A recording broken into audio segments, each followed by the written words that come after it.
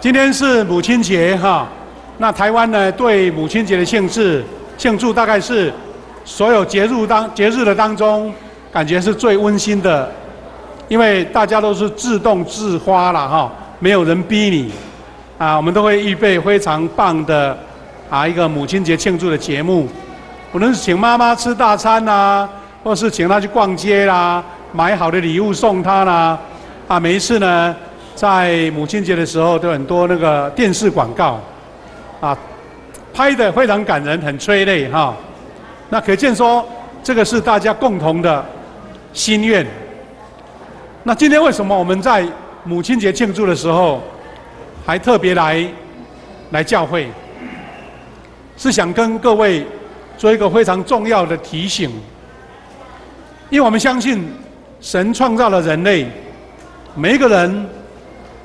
都有上帝的形象，特别在上帝所创造的男女当中，还特别加了这个母亲的职分，在许多的姐妹身上，这有他特别的设立，有他特别的安排跟恩典。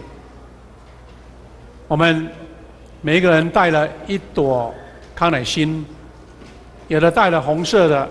他心中充满了荣耀，特别是已经有年纪的人，你还带着红色的康乃馨，你会觉得你是最幸福的一个，因为你的妈妈还健在，你的妈妈还继续在为你祷告。那今天我们到教会来，是因为我们要借着这个跟上帝见面的时刻，为你的妈妈感恩，为妈妈献上祝福。当然啦。我们有的是带了白色的，我发现在早上弟兄姐妹来的时候，挂红色的大概是大家抢着就马上挂了，因为觉得这个是我的荣耀。但有的挂上白色的就有一点感伤了，觉得说感到心酸酸的，因为妈妈已经不在我身边了，会怀念起跟母亲在一起的一种种。我相信你心里也会觉得说当初跟妈妈在一起的时光，还有好多话没跟她说，有很多事情没有一起经历、一起感受，所以人就是在这一种不能圆满当中，还在体验神的恩典。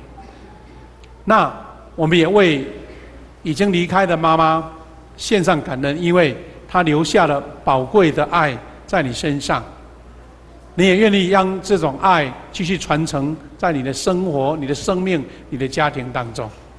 所以今天来到教会里面庆祝母亲节，不光是为了感恩，是因为你要亲自去领受神在母亲身上所显现美好的旨意。所以今天呢，特别在母亲节的时候大家在看到小朋友热闹的庆祝，我们要一起从这个上帝的话语得到一种学习的哈。敬虔的母亲是最幸福跟蒙恩的。我们都知道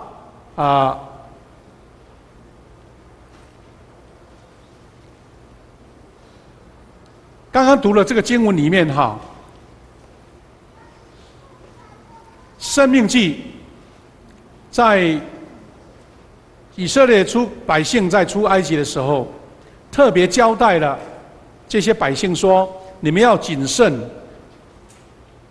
在有生之日不可忘记亲眼见过的事，你们要告诉你们的子孙。看起来你如果不看前后文，大概你没办法很确认说有生之日不可忘记亲眼见过的事，到底是见过什么事啦但是我们知道，我们从今天母亲节的一个线索去找，很多弟兄姐妹，你一定记得你小时候妈妈曾经跟你讲过什么样的童话故事，跟你讲过床边的故事，那些故事可能是一生你永远记得的。那可能母亲还会特别跟你讲，特别是你如果是已经离开了故乡了，妈妈可能会告诉你说，当初她小时候她怎么样在故乡玩泥巴爬树抓昆虫。很多快乐的事，他会讲给你听，你也一直会记在你心里面，因为这个事情是妈妈讲给你听的，你永远记得。换句话说，妈妈一定会把很多她所知道的事情，借着跟小孩在一起的时候讲给他听。但是这段经文很重要，是在讲说，那你要讲什么？一些平安的事、快乐的事，当然你会讲，但是摩西特别交代百姓说：你们要将见过的事告诉你子孙。这个见过的事就不是简单的事了，是一件神的救恩的事。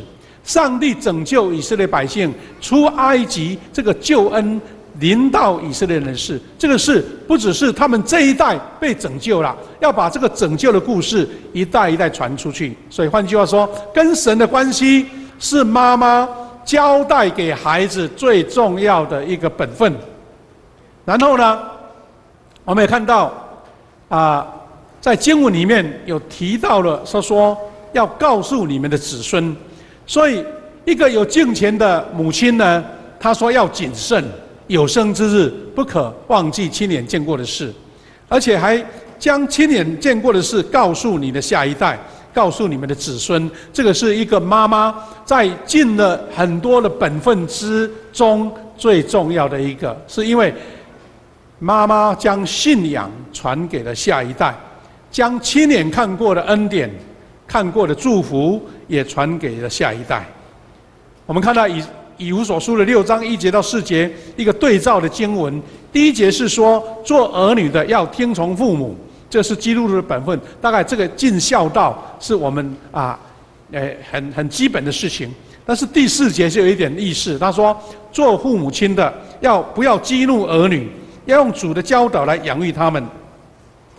他说不要激怒，我们在经文的翻译感觉上有一点怪怪的哈。通常是孩子激怒父亲嘛，不然就是学生激怒了老师要不然就是晚辈激怒了长辈啦。为什么做父母亲的要激怒孩子呢？其实这个事情是他跟着下面的文字讲的。换句话说，做父母的最重要的不是让孩子第一个失去了信心，第二个不要让孩子觉得他一无所用，什么都不会，什么都不懂。那做父母亲的最怕是讲这一些负面的话，说你没路用了，没路用了，你一生就嘎嘎啦。我们常常在乡下会听到父母亲，他不是故意要讲，他是生气起来就讲说你将来去那个做的事情就没有成就什么的，一直会讲这种话。但其实负面的话，做父母亲的就是这样，叫激怒他儿女，特别是让孩子没有信心，特别是让孩子觉得说，我就不想跟你去教会，哇，这点麻烦了。因为你自己的所说所为所讲，他不认为跟你来教会是一件得恩典的事，是看见神的祝福的事，而是看到你觉得说我就是故意要反抗你让你心里面不高兴，所以这个叫激怒。换句话说，我们做基督徒的，你要用主的教导来养育他们。我们曾经看见很多的妈妈她一生呢大概是花尽了一切的心血，特别是他能掌握的时刻，就是用心要栽培孩子。我们从上幼稚园开始父母亲就很用心的去找好的幼稚园，找好的老师，上小学、上中学、上补习班、上什么考试，哇，一大堆，你大概是无所不用其极，好像世界最好的你都要把它找给孩子了。但是呢，有一句话非常重要。就是说，当妈妈尽各样的责任的时候，有一样是最好的投资，而且是最有投资报酬率的，而且是最有用，而且一生有效的，就是要将信仰传给你的子女。因为这个不用花什么本钱也不用花什么费用请老师来教，是因为你本身就是一个最好的老师，所以他就说用主的教导来养育栽培他们的儿女所以各位弟兄姐妹，要做一个幸福蒙恩的母亲呢，有很多基本的条件，没错。但是最基本的一个点就是要有敬虔的生命。你有敬虔的生命，就会让你的儿女一生活在恩典当中，活在祝福当中，活在神奇妙的带领当中，要在神奇妙的保护之中。因为怎么样呢？因为我们都知道，上帝就是赐福的源头，恩典的源头。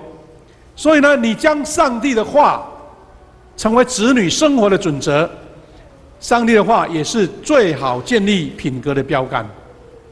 你大概会在小时候就教导孩子说：“哎，孩子啊，你看到长辈啊要问好啊，长辈坐下你不要占他的位置啊，很多基本的礼仪你都教了。”但请记得，圣经的话语是让孩子潜移默化，让神的恩膏、圣灵的祝福在他身上，这个是最永久的、持久的，而且永远不毁坏的、不会流失的品格。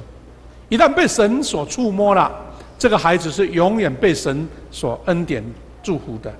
所以我们要将小孩带到教会来，是因为我们要让他成为幸福蒙恩的妈妈，将敬虔的心来传给子女，也让教会成为一个幸福蒙恩的家庭。我们看到圣经里面有这样美好的这个信仰的典范。旧约在撒母耳记的地方记载了，撒母耳这个先知的母亲是哈拿。撒母耳记上1章27节有这样记载说，哈拿这样祷告。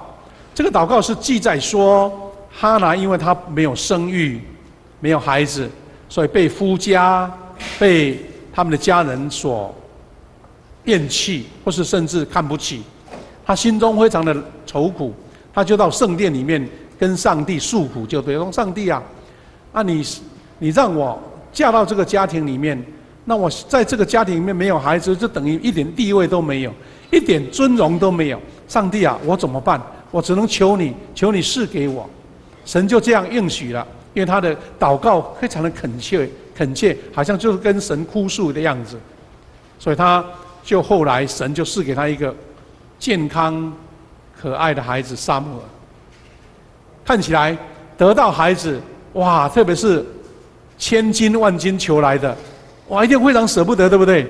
但他知道说，我得到了，我在家里面也得到荣耀了，但这个孩子是上帝赐的，我要先交还给上帝。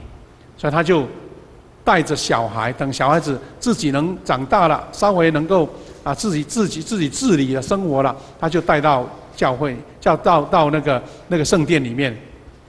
他说跟上帝祷告说：“我祈求我要得着这个孩子，耶和华已经将我所求的赐给我了。”他说：“神啊，我感谢你。”所以呢，他说：“我将这孩子归于耶和华，使他终身归于耶和华。”这个是对一个妈妈那一种心中的一块肉割舍，竟然能够在信仰当中愿意把他最爱的孩子先献给上帝。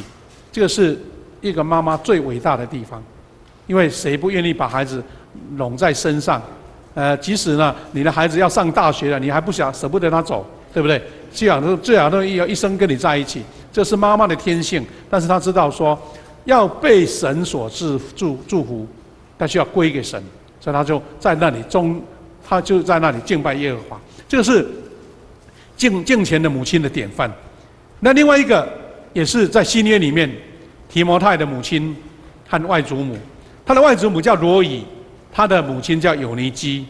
那在圣经里面，提摩太记载，保罗在赞美这个提摩太，他说：“想到你心里无为之信，这信是先在你外祖母罗以和你母亲友尼基心里的，我深信也在你的心里。”各位弟兄姐妹，你知道提摩太他算是属灵的保罗的儿子，他看重他，特别差派他一起同心到国外传福音，而且不只是把他放在身边哦，他还训练他独立的到外面去，就是不靠保罗了，自己去传福音。然后他写信激励他，他说：“我知道你心里面无为，无为力就是说不会怀疑，对上帝有全然的信心。”他说：“这个信，因为我看到你的外婆、你的妈妈这样的信心，我就知道也在你心里。”你看，这个是对一个学生、对一个属灵的儿子最大的赞美。而且这个爱是从神传承下来的，从他的外祖母，从母亲这边传承下来的。感谢主，他们都成为一个敬虔的母亲的典范。那其实我们在整个生活当中，我们在社会里面也常常碰到这样的非常美好的一个见证了。前几天看到一篇文章，就是说那个有一个香港的明星叫毛舜筠可能有点年纪的人比较知道，他以前演很多港剧这毛舜筠，他在做他的见证的时候，他说：“我感谢我的妈妈，让我认识了耶稣。因为他年轻的时候，哇，因为他算是香港的一线的影艺人员，所以算是追求这个荣耀是非常在演艺圈里面是让人家非常羡慕的所以这样的人员呢，他大概是很努力在追求声光效果啦，追求人生的享受啦。但是他后来他觉得说，一生最大的恩典就是他的妈妈将福音传给了他，所以他现在呢，竟然转型当厨师而且是非常有名的香港的一个厨师。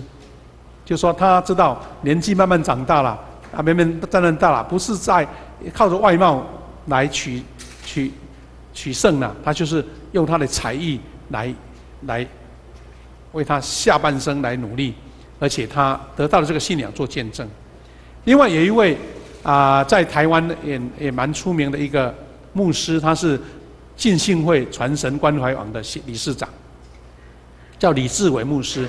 他人长得很高很帅在前这20年当中呢，他拍了很多见证的影片见证的影片比如说有一个北欧的莲娜玛利亚他的那个见证，他把它拍成一个非常棒的影片，要很多见证的影片那他就是做影音方面的牧师就对了。他的妈妈叫做李张玉芬牧师嘛，他呢在这一近的一篇文章里面见证说，他的妈妈呢嫁给了也是很高很帅的先生但没想到竟然结婚之后都没小孩，他心中很苦闷当时那个时代呢，奇怪呢，亲属他不会说你们两个夫妻要相爱要好好经营这个家庭他们只看说有没有小孩，竟然还鼓励他的先生说既然这个太太没生小孩，你干脆到外面找女朋友算了。哇，竟然用这种方式鼓励他他的先生又高又帅所以难怪到处外面有很多女朋友但是这位妈妈心中非常的愁苦，但是她不放弃，她在神面前跟神祷告说：神让我在这个家庭里面抬得起头来，而且求你赐给我不只是一个孩子，要赐给我3个孩子，而且男生或女生都给生上帝要。他就在那种地位不保的时候，他仍然不放弃，勇敢的向上帝哭诉。果然上帝赐给他3个孩子，而且每一个孩子都很优秀。后来她的丈夫年轻时代那种飘撇的个性就慢慢悔改了后来成为一个非常棒的先生，而且上帝赐给他这3个小孩都成为牧师都成为牧师。那这个李志伟牧师是最有名的，因为他是在影音方面非常棒的一个人才现在还包括推动了台湾很多老人关怀这方面的一个事工那从一个没有孩子的妈妈，从一个被丈夫所抛弃的太太，她勇敢跟神要，所以她现在呢都陪她的儿子到处去传福音。那这个是我们看见说，一个信仰的典范是非常的重要的。美国的最出名最被尊敬的总统，第16任总统叫林肯，他是一个基督徒的总统，而且完全的表达他是一个信耶稣的总统，而且他对妈妈给他的信仰是百般的感恩，所以他就讲了一句非常著名的话，他说：人若拥有一位敬虔的母亲，他就不算贫穷。什么意思呢？只要你有一位敬虔的妈妈，不管你吃什么住什么，你的生命里面永远不缺。这个是一个有信仰的基督徒所讲的见证。因为妈妈有敬虔，她就是最富足的，是最后压的。这个是最近很多人传图片原始的图片，是林肯的一句话：人若拥有一位敬虔的母亲，就不算贫穷。感谢主，各位弟兄姐妹，我们听到这些话，你会觉得阿们，很感恩。就是说，世界上最美的女人是谁？是妈妈，最美的就是妈妈。最通灵的名字是什么？就是母亲。有妈妈的地方就有爱，有母亲的地方就是家。当然，我们不是好像故意在这个母亲节的时候，好像高举妈妈，把所有的好听的名字都放在妈妈的身上。妈妈也有软弱啊，对不对？妈妈也有失败的地方啊，也有失败的妈妈啦。但是我们是说，在神的恩典之下，每一位妈妈大概是你心中所描述的，就像这些名字一样。感谢主，我们知道能够做妈妈，不是她能力够，是因为神给她恩典。所以有一句话说，母亲也许她并不完美，但她用无微不至的爱与付出，成就一个完满的家。这是神给她特别的祝福啦。一说，如果靠一个女生的能力，根本做不到。但是就是因为有神的恩典，她因为无微不至的爱，这个爱是好像一个泉源一样，永远流不完的。那个水泉是自然出来的。有没有谁教你说，妈妈你要爱孩子吗？有人教吗？不用教，还要劝？没有啦。妈妈就是自动会爱孩子，甚至连那个凶猛的动物，她都会爱孩子。感谢主，我看了一段很有趣的话，我觉得很有意思啦，就让我们深思哈。有一位英国的作家叫威廉·戈登，他讲了一段非常发人深省的话。他是一个非常著名的作家，是诺贝尔文学奖的作家哈。他叫威廉·戈登，他有人叫高丁，有人叫高登的哈。他一本非常出名的书叫做《苍蝇王》，这讲一个非常人性的故事哈非常出名，这叫威廉·戈登。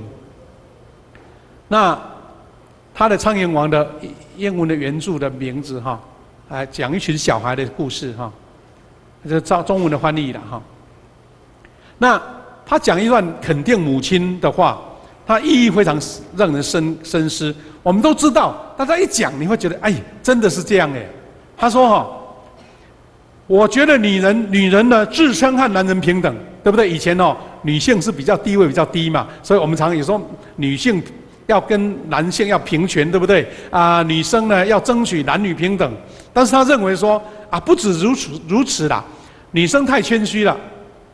理由是一直以来女人都远比男人优秀。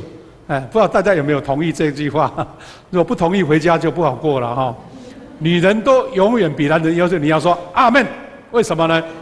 高丁讲这么话，你要不要承认？就是说，无论你给一个女人什么，她都会给你更多回报。你给她1，她可能给你3，给你5。为什么呢？他说，你给她一个房子，她就给你一个家；你给她一堆食材，她就给你一顿美餐啊；你给她一个微笑，她就给你整颗心。所以记得做丈夫的也要让你的太太。这位妈妈心甘情愿的给你这个家，你就一直赞美她就对了，一直赞美她，因为你给她微笑，她就给你一颗心，她会使你给她的东西放大倍增。意思就是说，妈妈、太太她有一个魔法，你给她1，她会给你变3、变5、变10，因为她有神给她特别的恩膏。特别的能力，所以呢，有人就用一个非常特殊的描述来讲妈妈到底多伟大哈。妈妈真正伟大之处在什么地方？我们来看这个比较就知道了哈。有一个妇产科的医院，他拍了一个短片，片名叫什么？特殊的招聘，要聘一个特殊的人就对了啦。他的职称叫做营运总监，然后进行面试的时候有3、4个人来面试。然后就讲这些条件给他们听，这些进来面试的听到这个条件大家都头两个大，因为他根本没办法接受哈。什么叫工作基本要求？什么？要工作量多，要有耐心、责任心，所以要有充沛的体力，要长时间站着，还要经常弯腰。一个礼拜要上班多少小时？135个小时。台湾的劳工哦，最基本才40个小时，他要做135个小时。那这个职位到底是什么职位？工作要求这么多，而且还怎么样呢？他基本的工作量，一天大概要做19.2个小时，几乎都是在工作状态，而且没有假日，没有国定假日，也不能申请休假，因为这些是合法的要求，合法的要求。那这些工作还有更高的要求，不只是有工作就好啊，而且你要有这样的技巧，要有谈判的技巧，要有好的人际关系，要有金融、烹饪、医疗和文艺方面的能力。而且客户饿的时候，还要预备餐给他吃，而且餐还要营养，不能随便一包泡面就解决，不是了，要准备最好的给客户吃啊。而且怎么样？客户生病的时候，还要马上发现他到底什么病，要去找什么医生。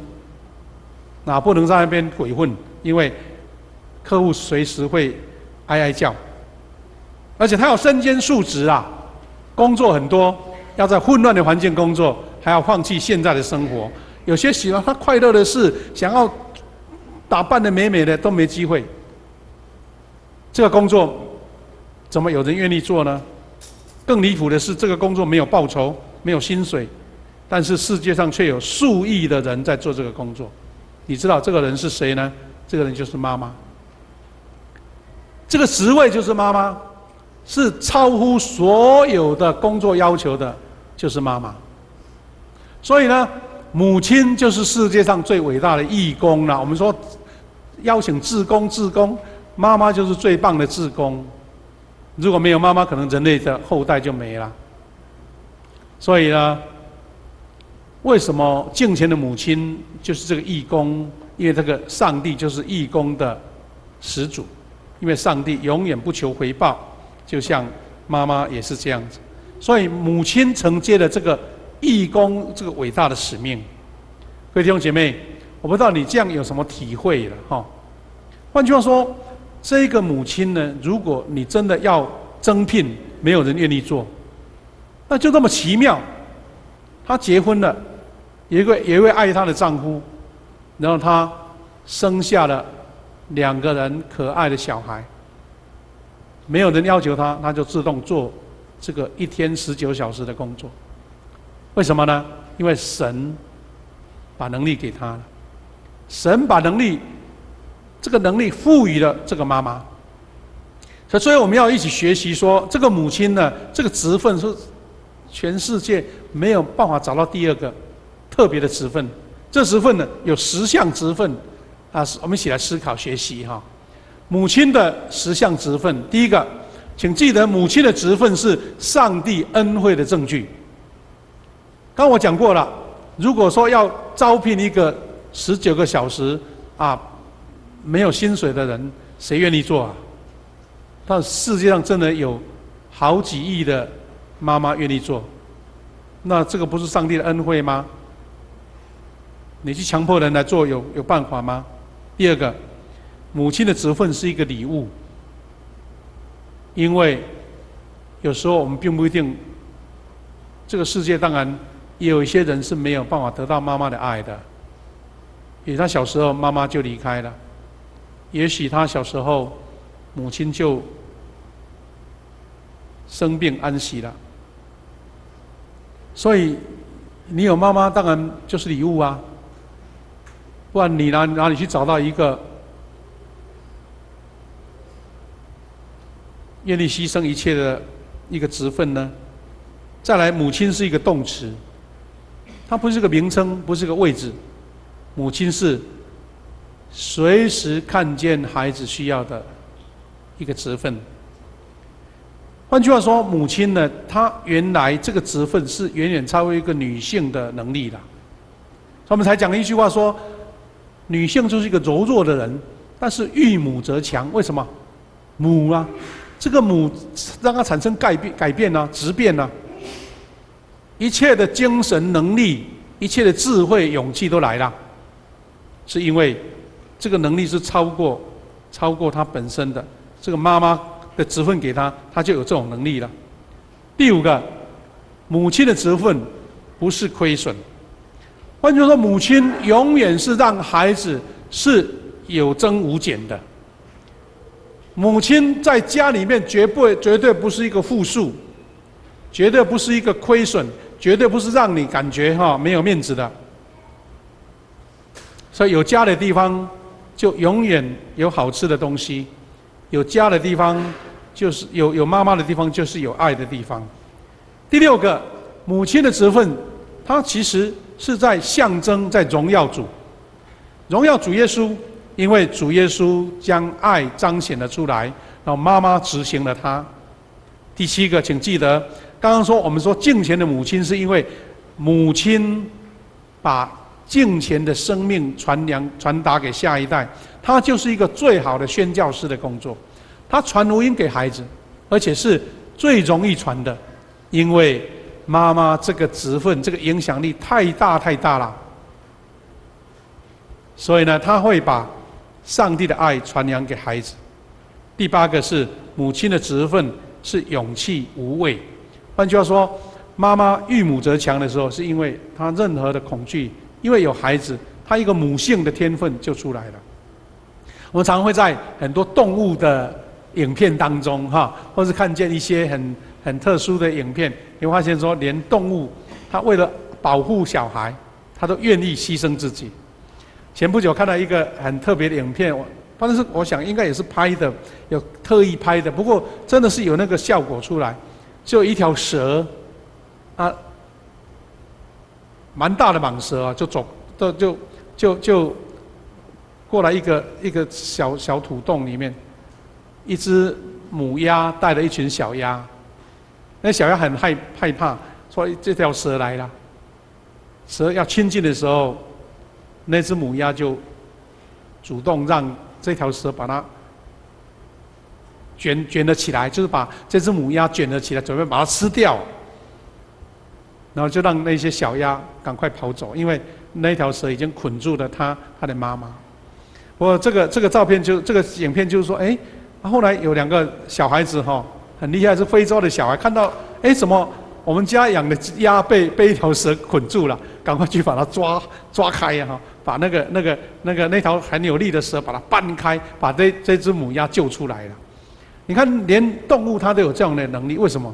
因为它爱小孩。一旦看到小孩，什么恐惧、什么害怕都失去了。感谢主，神将这个勇气赐给了母亲。最后呢，母亲的职分提醒我们需要恩典。请记得，如果没有上帝的恩典，我们怎么有这样的一个爱我们的妈妈，来让我们从小经历到这种爱？也就是说，我们人能够存在这个世界是因为母亲从小陪我们长大，让我们对这个人性的社会产生一种信心，产生一种勇敢。因为你知道有妈妈的力量在支撑着。很奇怪，你看到我们台湾常常不是有一些枪击要犯，对不对？抢劫犯，他在外面是哇不得了，怀爸爸好凶哦，杀人不眨眼。但奇怪，他当要伏法的时候，他就讲说：“我怀念我的妈妈，还希望跟妈妈建立一个面。”为什么呢？那个是没有办法解释的，因为即使那么凶恶的恶徒、绑匪，他在他妈妈面前还是孝心的，还是感谢妈妈的。那这个是真的是一个恩惠。最后一个信仰的解释，母亲的职分是关乎主耶稣，因为主耶稣将自己牺牲了，主耶稣将上帝的爱透过他十字架的爱彰显了出来。所以我们从圣经看到主耶稣的爱，其实你只要从妈妈身上，你就会理解为什么上帝爱我们，为什么主耶稣愿意为我们走上十字架的道路。妈妈身上就是一个镜子，妈妈身上就是一个活见证。愿我们每一位弟兄姐妹今天在这一个母亲节的时候献上感恩，因为这个是神特别的创造、特别的恩典。